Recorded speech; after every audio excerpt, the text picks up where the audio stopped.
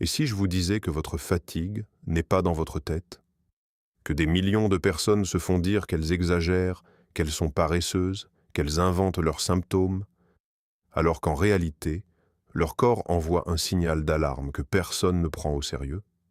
Dans les prochaines minutes, je vais vous révéler les vraies causes de votre fatigue et surtout les solutions concrètes pour retrouver enfin l'énergie que vous méritez. Restez jusqu'à la fin, parce que le point numéro 5 va peut-être vous sauver la vie. La fatigue. C'est sans doute la plainte numéro 1 des patients chez leur médecin. Et pourtant, c'est aussi le symptôme le plus mal compris, le plus sous-estimé, le plus souvent balayé d'un revers de main. Mais voilà ce que peu de médecins vous disent. Il n'existe aucun examen biologique ou radiologique capable de mesurer scientifiquement la fatigue. Aucun. Ce qui rend le diagnostic difficile, mais pas impossible. Voici une méthode pas à pas pour comprendre, diagnostiquer et traiter la fatigue à sa racine. Alors, attachez vos ceintures. Parce que ce que vous allez apprendre aujourd'hui va complètement changer votre rapport à votre corps. Tout d'abord, toutes les fatigues ne se ressemblent pas.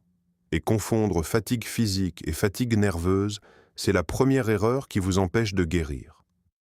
Alors, comment les distinguer? La fatigue physique, elle s'aggrave au fil de la journée. Plus vous bougez, plus vous vous épuisez. Elle est maximale le soir et elle s'améliore après une bonne nuit de sommeil ou une sieste. Si vous avez une fatigue physique, votre corps a envie d'aller se coucher tôt.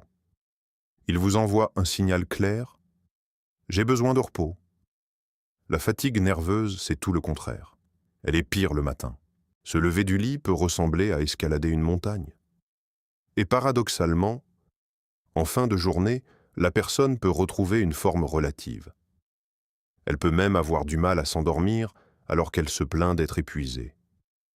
Vous trouvez ça bizarre? C'est tout à fait logique, et je vais vous l'expliquer très clairement. La fatigue nerveuse est avant tout une fatigue par anticipation. C'est la peur de ne pas y arriver. C'est le poids des tâches à accomplir qui écrase avant même de commencer. Maintenant, voici quelque chose de fascinant que peu de gens connaissent. Derrière cette fatigue nerveuse se cachent vos neuromédiateurs, ces petites molécules chimiques qui permettent à vos neurones de communiquer. Et quand elles dérèglent, tout dérègle. Il y en a 4 principales impliquées dans la fatigue. D'abord, le GABA. C'est le neuromédiateur de la zénitude. Quand il manque, c'est l'anxiété, le stress, l'agitation permanente. Ensuite, l'acétylcholine. Elle joue sur la mémoire, l'apprentissage et même l'activité musculaire. Une carence ici donne une fatigue intellectuelle, une baisse de concentration. Et vous avez peut-être déjà vécu ça, entrer dans une pièce et oublier pourquoi vous y êtes allé. Ce n'est pas de la démence. C'est souvent le signe d'un GABA trop bas, d'un souci obsédant qui vous empêche de vous concentrer. Ensuite, la dopamine. C'est le carburant du matin. Les personnes carencées en dopamine sont celles qui peinent à démarrer, qui manquent de punch, dont l'humeur est souvent morose. C'est la dépression apathique, celle où on n'a plus envie de rien. Et enfin, la sérotonine. Elle régule l'humeur, le sommeil et aussi l'appétit. Une carence en sérotonine se reconnaît souvent à une fringale de sucre vers 17 heures. Ce coup de pompe en milieu d'après-midi, avec une envie irrésistible de chocolat. C'est votre corps qui vous crie « J'ai besoin de sérotonine ». Mais attendez, il y a encore mieux. Parce que derrière ces fatigues nerveuses peut se cacher quelque chose de bien plus sérieux. Vous pensez que c'est tout? Attendez de voir ce qui suit, parce que le point TOC numéro 2 va vous faire voir la fatigue avec des yeux complètement nouveaux. Voici une vérité que je n'hésite pas à vous dévoiler aujourd'hui. La fatigue chronique peut cacher une véritable dépression. Et beaucoup de gens qui souffrent de dépression ne le savent pas. Pourquoi? Parce qu'ils n'osent pas le dire. Ou parce qu'ils ne réalisent même pas qu'ils sont anxieux ou dépressifs. Ils consultent pour de la fatigue. Et ils ont raison, parce que c'est effectivement ce qu'ils ressentent. Le médecin parle alors de dépression exogène ou endogène. La dépression exogène a une cause extérieure. Une perte, un divorce, un licenciement, un deuil. Elle a le meilleur pronostic parce que la cause peut disparaître ou être travaillée. La dépression endogène, elle, est plus mystérieuse. Pas de cause évidente, ou parfois un tout petit événement banal qui a tout déclenché. Elle est liée à une fragilité particulière du patient, parfois génétique, parfois liée à un trouble du métabolisme des neuromédiateurs. Ces dépressions-là sont souvent plus graves, plus chroniques. Elles nécessitent souvent un accompagnement médical et psychothérapeutique solide. Et il y a une troisième forme de dépression dont on parle de plus en plus. Le burn-out. Ah, ce mot que tout le monde utilise à toutes les sauces, mais le burn-out, c'est réel. Et il est grave. 3 millions de Français exposés à une activité professionnelle seraient concernés. Et les conséquences peuvent aller jusqu'à l'AVC, l'infarctus ou une dépression profonde. Comment reconnaître le burn-out? Voici une liste de 8 critères clés. Vous exercez un métier à risque, profession de santé, enseignant, cadre, indépendant. Vous êtes constamment fatigué. Vous travaillez trop. Vous manquez de reconnaissance ou de liberté d'action. Vous avez une conscience professionnelle excessive, vous en faites toujours plus que les autres. Vous êtes hyper connecté, incapable de décrocher, avec l'impression que si vous ralentissez, vous serez expulsé de la course. Vous êtes isolé, sans pouvoir partager ce que vous vivez, et vous ignorez ou négligez les signes avant-coureurs. Insomnie, migraine, irritabilité, fatigue intellectuelle. Le piège du burn-out, c'est que la personne met tout sur le compte de facteurs extérieurs. Elle culpabilise. Elle se dit « je suis faible, je devrais y arriver ». Et pendant ce temps, le corps s'effondre. Le diagnostic précis est donc fondamental. Ce qui nous amène maintenant à comprendre ce qui se passe quand c'est votre corps et pas vos émotions qui est à bout. Mais attention, car si la fatigue nerveuse est fréquente, la fatigue physique est tout aussi répandue, et ses causes peuvent aller du simple au très grave. La fatigue physique se reconnaît à 3 critères. Elle s'aggrave au fur et à mesure de la journée ou des activités. Elle s'améliore avec le repos. Et on ne trouve pas de facteurs émotionnels qui l'expliqueraient, mais une fois cela posé, tout reste à faire. Parce que les causes sont légion. Face à une fatigue d'apparition récente, voici ce qu'un bon médecin va rechercher. D'abord, et même si c'est rare, un cancer doit être évoqué. Un trouble cardiovasculaire également. Un déséquilibre hormonal, en particulier thyroïdien, est une cause fréquente. Une maladie infectieuse peut aussi en être responsable. Des maladies inflammatoires ou auto-immunes peuvent générer une fatigue chronique. Et bien sûr, les carences nutritionnelles, et notamment l'anémie. La fatigue chronique, elle, est encore plus délicate à déchiffrer. Les troubles du sommeil arrivent en tête. Et parmi eux, il y a un grand coupable souvent ignoré, l'apnée du sommeil. Vous ou votre conjoint ronflé, vous vous réveillez fatigué malgré une nuit complète? Vous avez des maux de tête au réveil? L'apnée du sommeil touche 4 à 6% des adultes. C'est un syndrome où la respiration s'arrête plus de 10 fois par heure pendant le sommeil, pendant plus de 10 secondes à chaque fois. Résultat, le cerveau est privé d'oxygène. Le sommeil est fragmenté. Et la journée, c'est le désastre. Fatigue intense, besoin irrésistible de dormir, irritabilité, troubles de la mémoire, voire signes de dépression. Et ce que peu de gens savent, chez les hommes, l'apnée peut même provoquer des troubles sexuels. Mais bonne nouvelle. Une fois les apnées traitées, ces problèmes disparaissent assez souvent. Le traitement est exclusivement mécanique, une gouttière mandibulaire dans les cas légers, ou un appareil de ventilation à pression continue, le CPAP, dans les cas plus sévères. L'hypotension est aussi une cause fréquente et souvent méconnue. tout comme les carences chroniques en fer qui conduisent à l'anémie.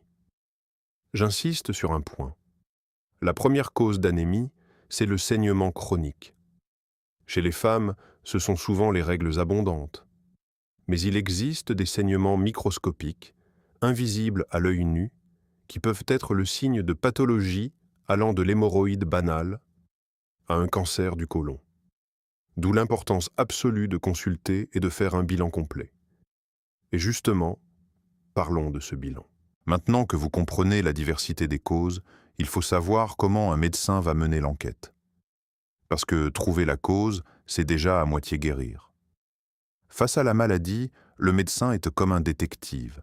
Et le premier outil du détective, c'est l'interrogatoire. Le médecin va chercher à savoir depuis combien de temps dure la fatigue, à quel moment de la journée elle est maximale, quels symptômes l'accompagnent. Il va s'intéresser à la qualité du sommeil, à l'intensité du travail, à l'alimentation, aux habitudes de vie, et surtout aux facteurs émotionnels, parce que souvent, la clé se cache là. Ensuite vient le bilan sanguin complet. Il peut révéler une anémie, un dérèglement thyroïdien, une infection chronique, une carence en vitamines ou minéraux, une insuffisance hépatique ou rénale, ou encore un syndrome inflammatoire. Il parle de bilans non conventionnels, non remboursés par la sécurité sociale, mais extrêmement précieux. Le bilan IMUPRO pour détecter des intolérances alimentaires. Le profil des neuromédiateurs qui se mesurent dans le sang, les urines ou la salive. Le bilan nutritionnel complet, bien plus étendu que les analyses habituelles. La recherche d'infections chroniques, notamment la maladie de Lyme, transmise par les tiques, et même la recherche d'intoxication aux métaux lourds, plomb, mercure, aluminium, parce que ces métaux se fixent dans le système nerveux et provoquent des fatigues parfois très importantes. Comment se protéger?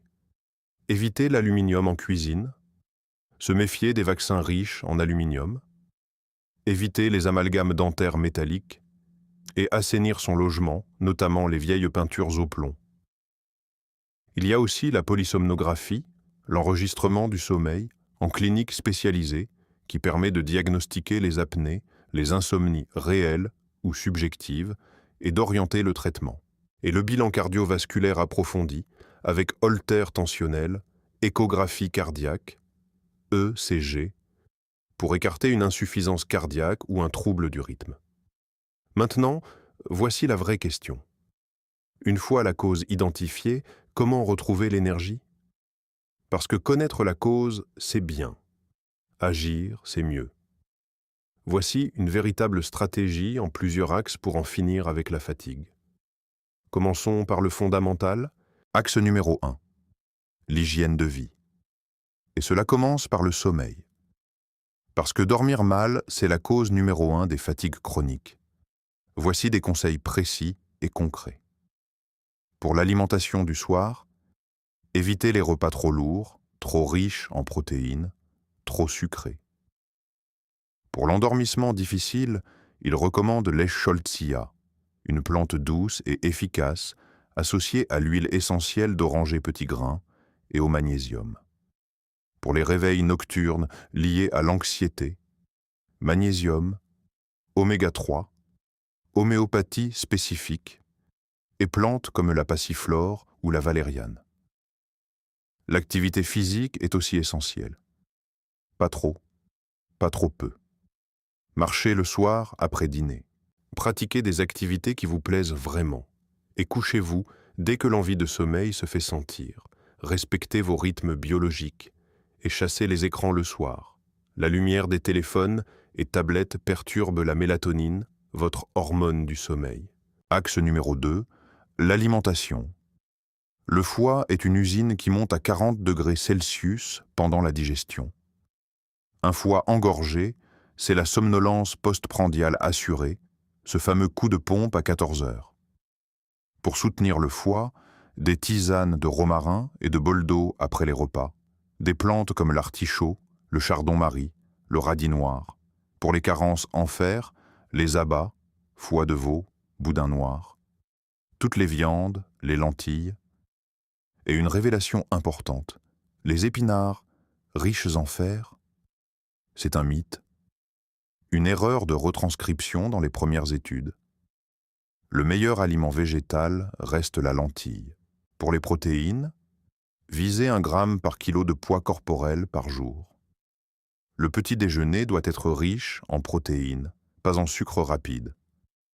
Optez pour des œufs, du jambon et un peu de pain complet. Le déjeuner sera centré sur une protéine animale variée.